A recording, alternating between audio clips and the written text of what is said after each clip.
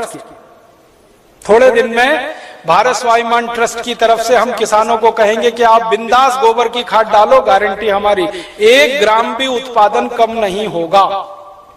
कैसे कम नहीं होगा? डालने का तरीका है।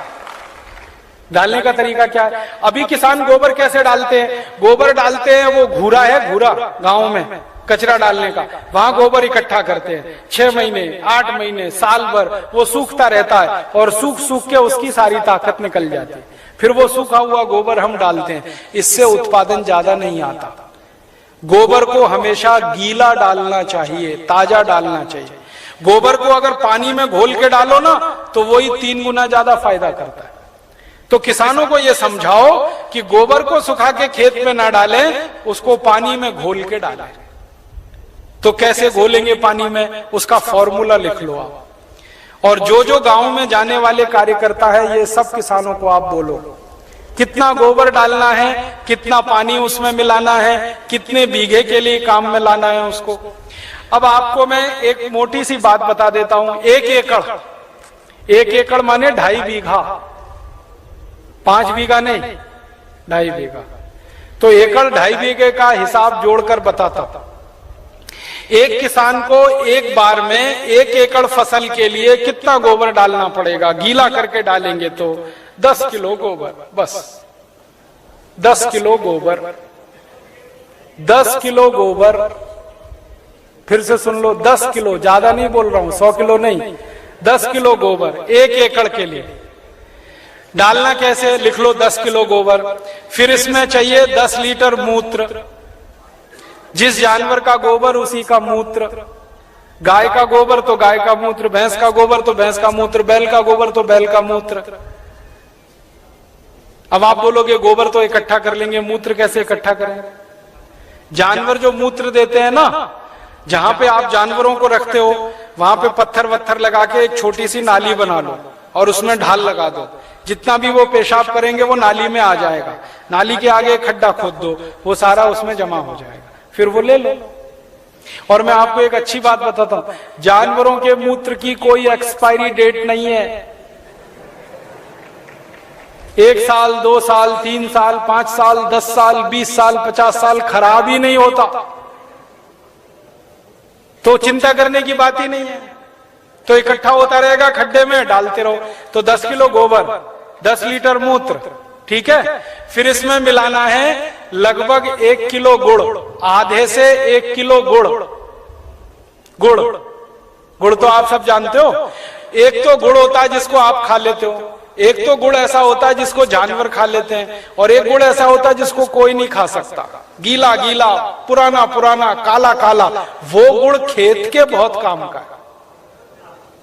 जो सबसे घटिया गुड़ है, जिसको ना जानवर खा सकते हैं ना आपका, वो खेत के लिए बहुत काम का है। तो वो गुड़ ले लो, आधे से 1 किलो। गोबर हो गया, मूत्र हो गया, गुड़ हो गया। अब इसमें लगभग 1 किलो डालना है दाल का आटा।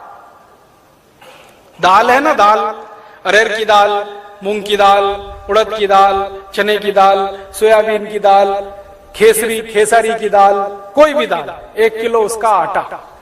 4 चीजें हो गई, गोबर, गोमूत्र, गुड़, दाल का आटा। और इसमें डालनी है 1 मुट्ठी मिट्टी। 1 मुट्ठी में आधा किलो या 1.25 किलो तक मिट्टी आती है। मिट्टी कहां से लानी है? आपके खेत के आसपास अगर पीपल का कोई पेड़ है, बरगद का कोई पेड़ है, तो उसके नीचे से खोद लो मिट्टी। पीपल के पेड़ के नीचे की या बरगद के पेड़ के नीचे की? पीपल और बरगद के पेड़ के नीचे की ही मिट्टी क्यों खोदना? आपको मालूम है, पीपल और बरगद के पेड़ हर समय ऑक्सीजन देने वाले पेड़ हैं, और ज्यादा ऑक्सीजन देने वाले पेड़ के नीचे जीवाणुओं की संख्या बहुत होती है। तो पीपल और बरगद के पेड़ के मिट्टी में जीवाणु सबसे ज्यादा होते हैं। यही जीवाणु खेत को चाहिए।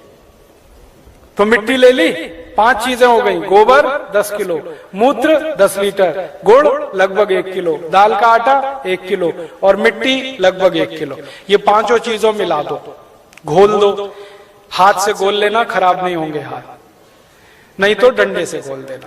एक ड्रम में घोल लेना, प्लास्टिक के ड्रम में घोल लेना, नहीं तो लोहे के ड्रम में घोल लेना। प्लास्टिक का होगा तो अच्छा, लोहे वाला क्षरण ज्यादा होता है। अब इसको घोल के 15 दिन रख देना। 15 दिन रख देना।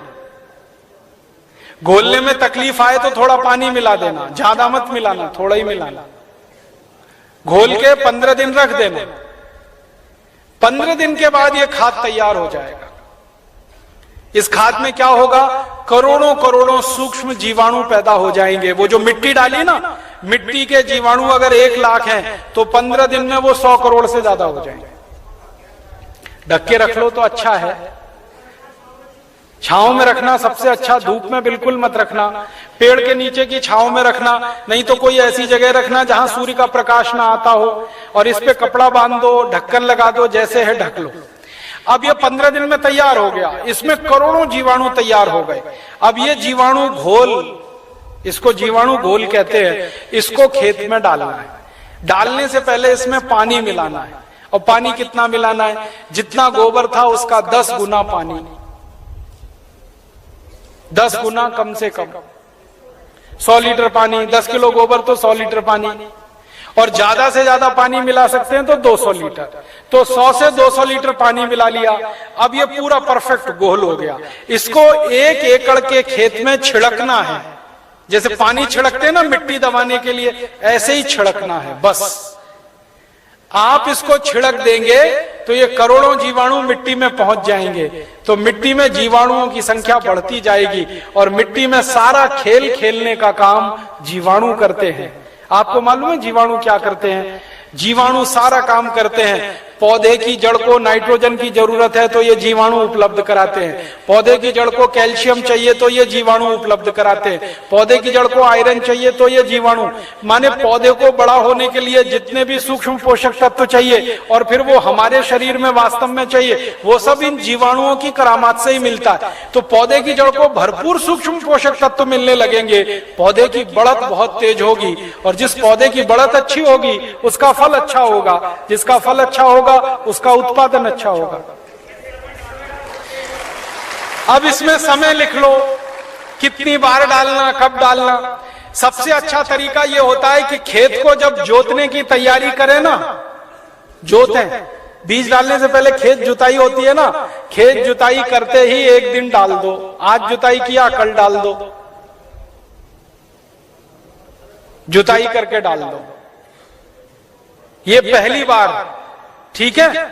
फिर इसके डालने के 2-3 दिन बाद या 4 दिन बाद या 5 दिन बाद बुआई कर दो। है कितना डाल सकते हैं बताया ना, 1 एकड़ में जितना तैयार हुआ 200 लीटर वो। तो आपने इसको जोत के 1-2 दिन में डाल दिया, फिर बीज बो दो। बीज बोने के 21वें दिन में फिर डाल देना। आज बीज बोया तो ठीक 21 दिन बाद एक बार फिर डाल देना।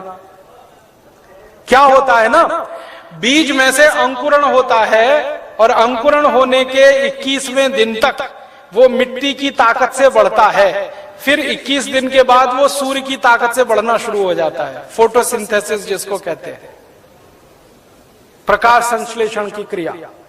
सूर्य ताप से खाना बनाना शुरू कर देता तो बढ़त तेज हो जाती। तो और आप मोटी सी एक बात याद रखो कि हर 21वें दिन पर डाल देना। आज डाला, 21 दिन बाद डाला, फिर 21 दिन बाद डाला, फिर 21 दिन बाद डाला। तो एक फसल अगर आप समझ लो 4 महीने की है तो लगभग 5 बार डालना पड़ेगा। कोई फसल 6 महीने की है तो 7-8 बार डालना पड़ेगा। 8 महीने की है तो 10-1 बार डालना पड़ेगा। अब इसमें खर्चा क्या है? जानवर अगर घर के हैं तो गोबर फोकट का, मूत्र फोकट का, गुड़ मैं कह रहा हूं सबसे सड़ा हुआ जिसको फेंक देते हैं वो भी फोकट में मिल जाएगा। पानी तो फोकट का है ही, थोड़ा दाल वाल लेना पड़ेगा तो उसका खर्चा आएगा, लेकिन किसान अगर दाल पैदा करता है तो वो भी घर की हो जाएगी। माने खाद बनाने का खर्चा लगभग 0 आएगा। मेहनत लगेगी, पूंजी में पैसा कम से कम खर्च होगा। और ये खाद जो तैयार होगी इसमें जबरदस्त क्वालिटी है, क्योंकि इसमें कैल्शियम भरपूर, आयरन भरपूर, फास्फोरस भरपूर। क्या क्या इसमें है? गोबर है, गोबर में कैल्शियम है, आयरन है, सल्फर है, सिलिकॉन है, कोबाल्ट है, मैग्नीशियम है, मैग्नीज है, 18 सूक्ष्म पोषक तत्व हैं जो चाहिए मिट्टी को। फिर गुड़ है, गुड़ में जबरदस्त फास्फोरस है, गुड़ में जबरदस्त कैल्शियम है, फिर मूत्र में ये सब है। तो जो सूक्ष्म पोषक तत्व हमें चाहिए वही मिट्टी को चाहिए, वो सब इस खाद में भरपूर है, यूरिया में नहीं है। डीएपी में नहीं है, यूरिया में कैल्शियम नहीं है, डीएपी में कैल्शियम नहीं है। और कैल्शियम सबसे प्रमुख आधार है मिट्टी के लिए, क्योंकि खेत में कैल्शियम होगा तो पौधे में होगा, पौधे में होगा तो फल में होगा, फल में होगा तो भोजन में होगा, भोजन में होगा तो शरीर में होगा, शरीर में होगा तो हड्डियां मजबूत, हड्डियां मजबूत तो शरीर मजबूत। ये सारा साइकिल इसी कैल्शियम के उस पे। तो ये तो गोबर की खाद से ही मिलेगा, यूरिया डीएपी से मिलने ही वाला नहीं है। तो किसान को ये समझाइए आप। अब आपको समझ में आ गया, हर 21 दिन में डालना है, जबरदस्त फसल आएगी। पहली बार जब आप डालोगे ना तो किसान थोड़ा झिझक करेगा, उसको भरोसा नहीं है, विश्वास नहीं है, तो उसको कहना कि भाई तुम डालो, नुकसान तुम्हारा नहीं होगा।